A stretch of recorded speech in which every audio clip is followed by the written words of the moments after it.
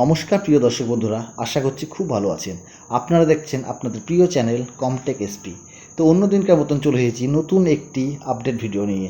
আজকে আমরা ভিডিওতে আলোচনা করব পিএসসি যে ফুডের সাব ইন্সপেক্টর নিয়োগের পরীক্ষা হয়েছিল তার উপর স্থগিতাদেশ দিল কলকাতা হাইকোর্ট।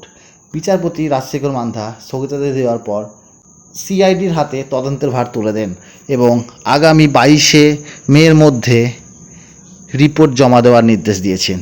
আর কি বিচারপতি মান্থা বলেছেন সেই সব আজকের প্রতিবেদনে আমরা আজকে জানব।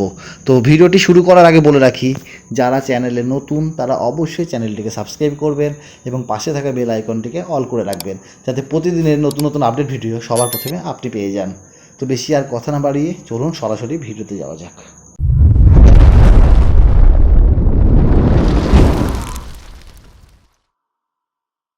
প্রতিবেদনে বলা হচ্ছে না, খাদ্য দপ্তরের পিএসসির মাধ্যমে 480টি শূন্য পদে সাব ইন্সপেক্টর নিয়োগের বিজ্ঞপ্তি বেরিয়েছিল গত বছরে।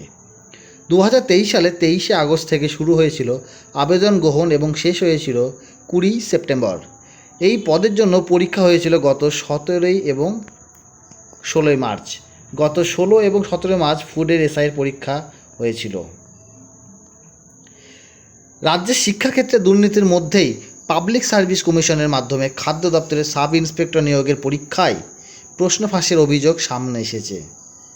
কিছুদিন আগে বন্ধু আপনারা দেখেছিলেন আপনারা যে খাদ্য দপ্তরের এসআইয়ের প্রশ্ন ফাঁস নিয়ে এক বিরাট একটি আন্দোলন হয়েছিল। সেই সংক্রান্ত অভিযোগের ভিত্তিতে এবার সিআইডিকে তদন্তের নির্দেশ দিল কলকাতা হাইকোর্ট। মঙ্গলবার কলকাতা হাইকোর্টের বিচারপতি রাজশেখর মান্থা নির্দেশ দিয়েছেন, রাজ্যে এই পরীক্ষার প্রশ্ন ফাঁস নিয়ে যতগুলো অভিযোগ রয়েছে সেই সমস্ত অভিযোগ একসঙ্গে নিয়ে তদন্ত করতে হবে।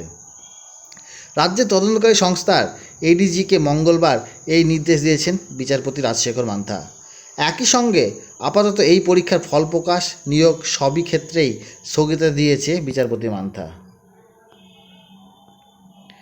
প্রসঙ্গত, খাদ্য দপ্তরের পিএসসির মাধ্যমে 480টি শূন্য পদে সাব ইন্সপেক্টর নিয়োগের বিজ্ঞপ্তি বেরিয়েছিল গত বছর। 2023 সালের 23শে আগস্ট থেকে শুরু হয়েছিল আবেদন গ্রহণ এবং শেষ হয়েছিল 20 সেপ্টেম্বর। এই পদের জন্য পরীক্ষা হয়েছিল গত 16 ও 17 মার্চ, কিন্তু পরীক্ষা শুরুর আগেই প্রশ্নপত্র ফাঁসের অভিযোগ ওঠে। অভিযোগ ছিল পরীক্ষার একদিন আগেই প্রশ্ন টেলিগ্রাম, হোয়াটসঅ্যাপ গ্রুপ থেকে শুরু করে বিভিন্ন সোশ্যাল মাধ্যমে ছড়িয়ে পড়ে। এমনকি প্রশ্নপত্র ও উত্তরপত্র বিক্রির অভিযোগও ওঠে। রাজ্য জুড়ে এই পদে নিয়োগের জন্য পরীক্ষা দিয়েছিলেন প্রায় 12 লক্ষ পরীক্ষার্থী। এরপরে বিভিন্ন জায়গায় অভিযোগ দায়ের হয়, এমনকি চাকরি প্রার্থীরা পিএসসি ভবনের সামনে এই অভিযোগ তুলে বিক্ষোভও করেন। সেই শেষ পর্যন্ত প্রশ্ন ফাঁসের অভিযোগে 5 জনকে শিলিগুড়িরই বিভিন্ন এলাকা থেকে গ্রেপ্তার করে। অভিযোগ ছিল তারা পরীক্ষা কেন্দ্রে ঢুকে প্রশ্নপত্রের ছবি তুলে ফাঁস করেছিল। তারপরে চাকরি প্রার্থীদের বিক্ষোভ অবরোধ চলতে থাকে। সেই সমস্ত অভিযোগের ভিত্তিতে পরীক্ষা বাতিলের দাবি জানিয়ে কলকাতা হাইকোর্টের দ্বারস্থ হন কয়েকজন চাকরি প্রার্থী।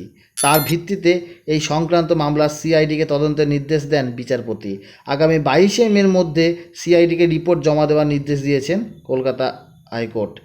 এই একই প্রসঙ্গে পরীক্ষার ফল প্রকাশ ও নিয়োগ সহ সব ক্ষেত্রে স্থগিতাদেশ দিয়েছেন বিচারপতি মান্থা। প্রসঙ্গত, গতকালই এসএসসি মামলার রায় ঘোষণা করেছে কলকাতা হাইকোর্ট। সেক্ষেত্রে চাকরি গিয়েছে 25,773 জনের। 2016 সালে সম্পূর্ণ নিয়োগ প্রক্রিয়া বাতিল করে দিয়েছে হাইকোর্টের ডিভিশন বেঞ্চ। শুধু তাই নয়, এসএসসি প্যানেলের মেয়াদ শেষ হওয়ার পরেও যারা চাকরি পেয়েছিলেন তাদের বেতনের টাকা সুদসহ ফেরত দেওয়ার নির্দেশ দিয়েছেন ডিভিশন বেঞ্চ। সেক্ষেত্রে সুদের হার বছরে 12% করা হয়েছে এবং 4 সপ্তাহের মধ্যে তা ফেরত দেওয়ার নির্দেশ দেওয়া হয়েছে। এই নিয়ে শুরু হয়েছে রাজনৈতিক তরজা। মঙ্গলবার ভাতারের জনসভা থেকে নিয়ে বিচারপতিদের আক্রমণ করেন মুখ্যমন্ত্রী মমতা বন্দ্যোপাধ্যায়। ভিডিওটি এতটুকু বন্ধুরা, ভালো লাগলে অবশ্যই একটি লাইক করবেন। ধন্যবাদ।